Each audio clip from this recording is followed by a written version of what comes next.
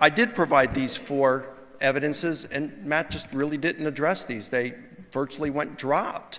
He just said, well, you can't verify. Well, some of them you can verify.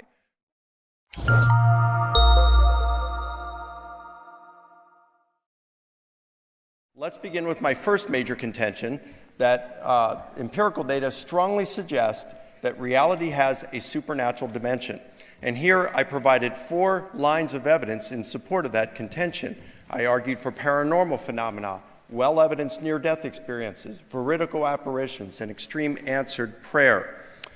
What Matt argued is he came back and he said, well, you can't test those. They got to be scientifically there for test. Well, the science disciplines have different methods. There is no single scientific method. A geologist has a different kind of method than, say, a chemist or an astronomer.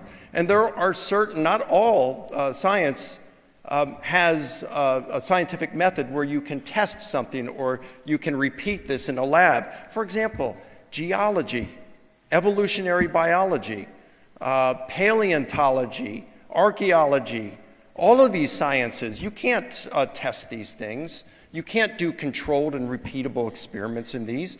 So it's like Matt wants a kind of gadget with a battery in it where if it's a miracle, you point it at it and push a button and a green light flashes. That's the wrong kind of test that you're looking for. It's like taking your laptop and put it in an MRI hoping that it will diagnose why it's running slowly. It doesn't work. Second, I did provide these 4 evidences, and Matt just really didn't address these. They virtually went dropped. He just said, well, you can't verify. Well, some of them you can verify.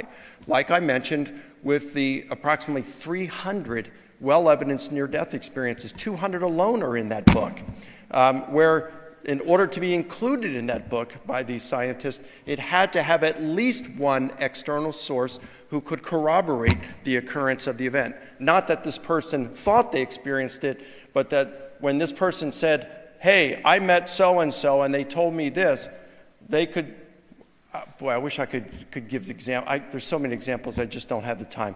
Well, I'll give one real quick if I can.